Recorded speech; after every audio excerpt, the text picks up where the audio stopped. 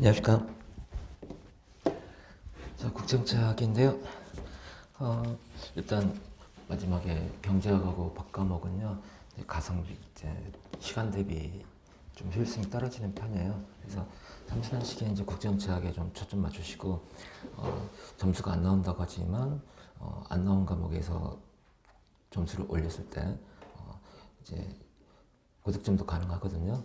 그래서 남들보다 5점에 10점 정도 더 올린다라고 생각하시면 되겠고, 그다음에 이제 점수 올리는 데 중요한 게 뭐냐면 답안지를 어떻게 쓸 거냐에 있어요. 그래서 답안지 체계 논리 잡으시면 일단 거기에 맞춰주시고, 그다음에 행정법이란다 국제법 답안 쓰는 스타일을 일단 버리셔야 돼요. 경제학이나 좀 답안 형식이 다르니까. 이제 제 수업 처음 듣는 분도 계신 것 같은데, 가장 중요한 건 개념하고 논리 이 두 가지가 핵심이라는 것 잊지 마시고, 그 다음에 파트마다 제가 앞에 표 같은 거 넣어드리잖아요.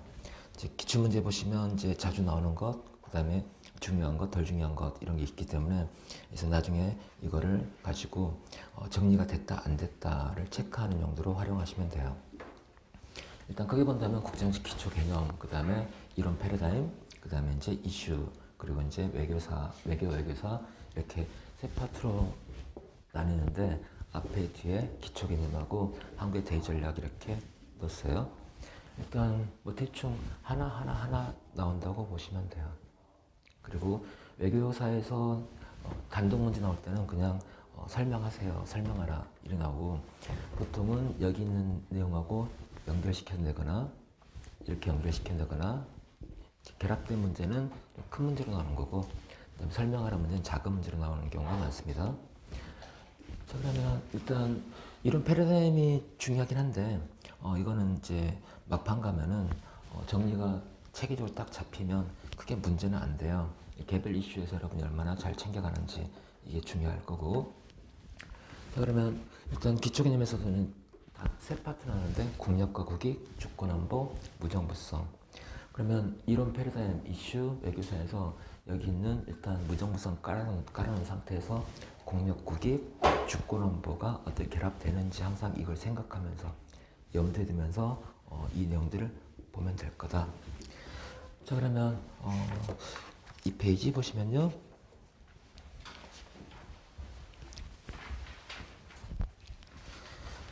설명이 더 필요한 부분 있으면 표정으로 손을 표출해 주시고, 그 다음에 그냥 쓸데없이 설명하면은 좀 인상 찌그리 상관없고, 찌그리면은 못 알아먹겠다 하는 거긴 한데, 어쨌든. 자, 그러면 왜 국제정치인가 질문 던져놨는데요. 일단 이렇게 잡아주세요. 내가 대통령이라면, 외교부 장관이라면, 통일부 장관이라면 이 사안에서 어떤 정책을 펼 거냐, 이 질문 던지세요.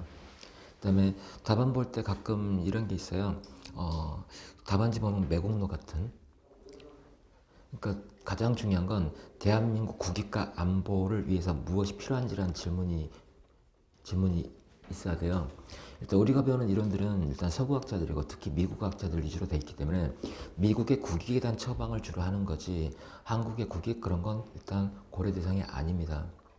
따라서 뭐 가끔 보면요, 한반도 전쟁도 불사해야 된다라는 답안 쓰면 미친 거거든요. 제가 채점자라면 그냥 꽈락 줍니다. 이런 사람 외교관 시키면 안 되겠죠. 그래서 질문을 던질 때 내가 대통령이라면 이 문제 어떻게 할 거냐, 그 질문을 항상 먼저 던지세요. 그리고 for what, 대한민국 국익과 안보, 두 가지. 자, 그 다음에 이제 국정치 분석 수준인데요. 이거는 이제 답안 쓸 때 틀이 필요해요. 분석 틀이 필요한데 도저히 생각나는 이론 모형이 없다. 이때 게임 이론하고 일단 왈츠의 세 가지 분석 수준을 넣을 수 있습니다. 그런데 왈츠가 제시한 세 가지 분석 수준은 뭐냐면 전쟁 원인에 대한 세 가지 변수라고 보시면 돼요. 자, 퍼스트 이미지 개인 차원에서 설명하는 이론이 있고, 그 다음에 국가 차원에서 설명하는 이론이 있고, 그 다음에 체제 수준에서 설명하는 이론이 있다. 이 틀은 일단 전쟁 원인을 쓸 때는 가장 좋은 틀인데, 나머지 이슈를 쓸 때 그닥 좋아 보이진 않습니다. 이거 말고 뒤에 나오는 구조, 과정, 행위자 이렇게 나누는 것도 가능하거든요. 자, 그러면 first image 일단 생각해 보시고 나중에 전쟁할 때 다시 한번 확인할 거고요. 그다음에 second image는 일단 보통은 국내 정치, 그러니까 국가 속성이라고 말치는 불렀는데 분석할 때는 국내 정치로 많이 이야기를 해요. 예컨대 신고전 현실주의라든지 그다음에 방어적 현실주의 일부. 예컨대 군사기술을 국내 정치인으로 놓고 보는 거죠.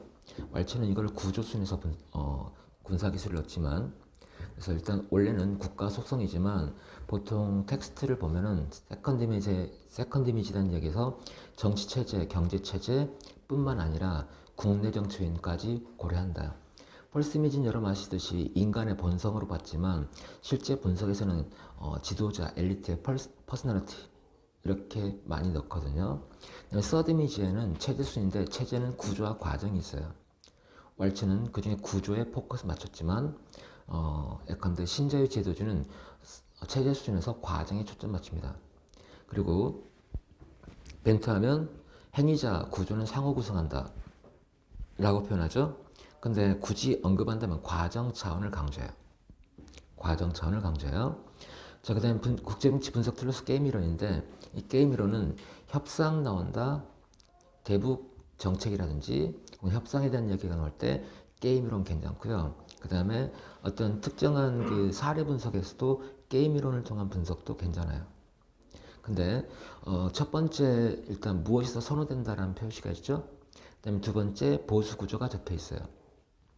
여기서는 보수 구조보다는 무엇이 더 선호된다 이렇게 답안 서술하는 게 간결하고 그 다음에 교수들도 보수표보다는 첫 번째 무엇이 더 선호된다 이걸 더 좋아합니다. 그러면 일단 PD게임 상황을 알죠. 가볍게 확인하고 지나갈게요. 일단 코퍼레이션과 그 다음에 디펙트, 협조와 변절 혹은 배반이 났을 때 자, 이렇게 잡으시면 그 다음에 배반에서 이 나오죠. 자, 그러면 이거를 놓고 봤을 때 이제 A라는 행위자 관점에서 가장 선호되는 건 변절이야. 상대방 협조하는 거고. 그래서 DC가 가장 선호되며 그 다음에 상호 협조, 그 다음에 상호 변절, 그 다음에 서커가 되는 것, 일방적 협조 이게 되는 거죠. 그럼 장기적으로는 상호 협력이 이득이 되지만 왜 국가 간의 협력이 안 될까라고 물어본다면 바로 변절의 유인이 너무 강한 거죠. 그러니까 어떻게 설명할 거냐 문장으로 놓고 잡을 때 변절의 유인 때문에 국가 간 협력은 안 된다 이렇게 표현하는 거예요. 근데 무한 반복 게임에서 본다면 장기적으로는 이게 이익이죠. 두 번의 게임에서 본다면 16, 그 다음에 보복 들어갈 거니까 14밖에 안 나오잖아요. 두 번 게임만 하더라도 얘가 선호되는다. 자, 반복 게임에서도 협력이 어려운 이유는 바로 배반의 두려움, 변절의 두려움 때문입니다. 표현해서 사슴사냥 게임은 이 둘이 바뀐 제스딜마예요. 상호협조와 일방적 변절의 선호가 바뀐 제스딜마인데요. 자, 이렇게 됩니다. 이 경우는 이게 가장 선호되기 때문에 국가 간 협조가 협력이 가능할 것 같다. 문제는 상대적 수익을 추구하는 현실주의 관점에서 상대적 수익을 추구하는 경우에 문제는 요 문제입니다. 변절의 두려움 때문에 경제 협력에 있어서도 쉽지 않다는 얘기죠. 자, 왈츠는 이것 때문에 사슴사슴 게임에서도 협력이 안 된다고 설명해요. 그러면 PD게임은 변절의 유인이 중요한 거고 사슴사슴 게임에서는 변절에 따른 두려움, 상대국 변절에 따른 두려움이 문제가 되는 거죠. 자, 교차 게임은 이 둘이 바뀐 제스딜마야. 둘이 바뀐 제스딜마인데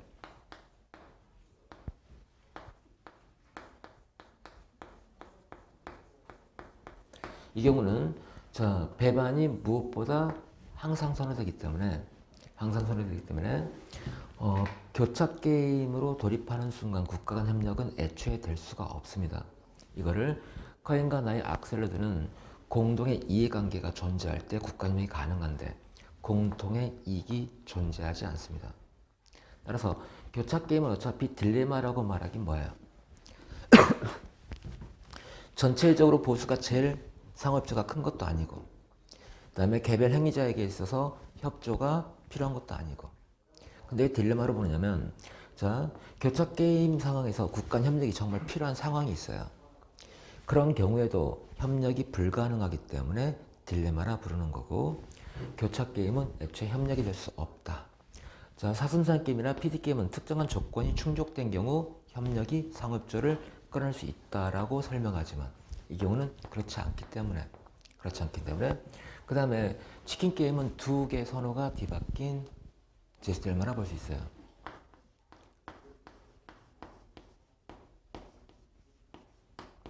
이 경우는 자, 협력이 얘보단 더 용이합니다. PD게임보다 협력이 용이해요. 왜냐하면 상호 변절이 최악을 가져오기 때문에 공멸이죠. 핵전쟁. 따라서 치킨 게임은 얘보다 협력이 용이합니다. 문제는 자, 서로가 이걸 회피하고 싶기 때문에 상호 협조로 간다는 건데요. 상대방과 반대로 가는 게 항상 좋거든요. 그러면 쟤는 어차피 협력할 거야. 그럼 내가 배반할 인센티브가 존재한다는 것. 근데 상대방도 나랑 똑같이 생각하면 최악이 된다는 것. 이것 때문에 공포의 균형이 나오죠. 공포의 균형이 나오는데, 그래서 그런 변절할 위인이 계속 속삭임이 들리는 거죠. 그게 이제 치킨 게임에서 문제가 되는 것. 근데 어쨌든 우리가 네 가지 딜레마 상황에서 이제 답안 적용할 때는요, 이 게임 상황이 고정돼 있다고 보지 마세요.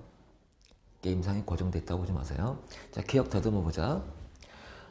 자, PD게임에서 협력의 조건 이야기할 때 오이나 악셀로드 커에는 세 가지를 이야기하죠. 보수체계, 선호체계, 보상구조, 선호체계, 그다음에 미래투영, 그 다음에 제재 가능성 혹은 행위자 수. 세 가지 조건을 이야기하죠. 그런데 자, 군축은 보통 이걸 적용하고 경제협력 문제는 이걸 적용하는데요. 자, 대공황기의 자유무역 질서를 복원하려고 합니다. 관세전쟁에 돌입합니다. 사슴산 게임이 아니었다는 얘기거든요. 이렇게 상황이 바뀌어버린 거예요. 대공황기 1970년대. 그러면 2019년도 한일 무역전쟁에서 일본의 인식은 이런 게임보다는 이 게임으로 인식했다고 볼 수 있거든요. 7.19 상황에서 각국이 국경봉쇄, 셧다운, 내셔널 퍼스트, 내셔널 인터레스트 퍼스트, 아메리칸 퍼스트와 똑같은 거예요. 2020년 초반기에는 교차 게임을 인식했기 때문에 그 다음에 백신 패권 이야기 나오죠. 그래서 백신 나오기 전에도 의료용품, 마스크라든지 이런 것들을 서로 그 첫 버전을 방북해서 중간에 가로채고 교차 게임을 인식했다는 이야기죠. 다시 말하면 게임 상황이 전이됩니다. 이거는 자, 인간의 의도와 무관한 사건에 영향을 받아요. 이 속에서 행위자의 인식이 어떻게 형성되는지에 따라서 게임 상황이 이렇게 가기도 하고, 요게 이렇게 바뀌기도 하고, 이렇게 바뀌기도 하고, 이렇게 바뀌기도 해요. 그래서 우리는 짧게 게임 전이라고 적어봅시다. 게임 상황이 전이. 이거를 고려해야 돼요. 자, 이 말은 뭐가 될까? 여러분 아는 게 있어요. 게임 이론에서 협상 전략이 하면 이슈 연계, 이슈 분할. 다 뭘까요? 인식을 바꿔내는 거죠. 예컨대 변절인이 강한 상태에서 변절인에게 손해가 된다는 인식을 형성하게 만들 수 있다면 이슈를 연계하는 거죠. 이슈 연계나 이슈 분할은 게임 상황의 전이를 위한 거고요. 딜레마는 어차피 해결책이 없어요. 그러니까 딜레마인 거죠. 그래서 가장 좋은 거는 교차 게임이다. 교차 게임 상태를 탈피하는 거죠. 그 이슈를 아예 내려버리는 거예요. 북한 인권 문제를 걸고 넘으면서 남북 간의 관계는 교차 게임 상황으로 전개됩니다. 이 게임 상황을 회피하기 위해서 북한 인권 문제에서 유엔 결의 들어가면요, 한국은 기권해 버리죠. 남북 간의 이 상황을 회피하겠다는 거예요. 회피 전략도 하나의 방법이고요.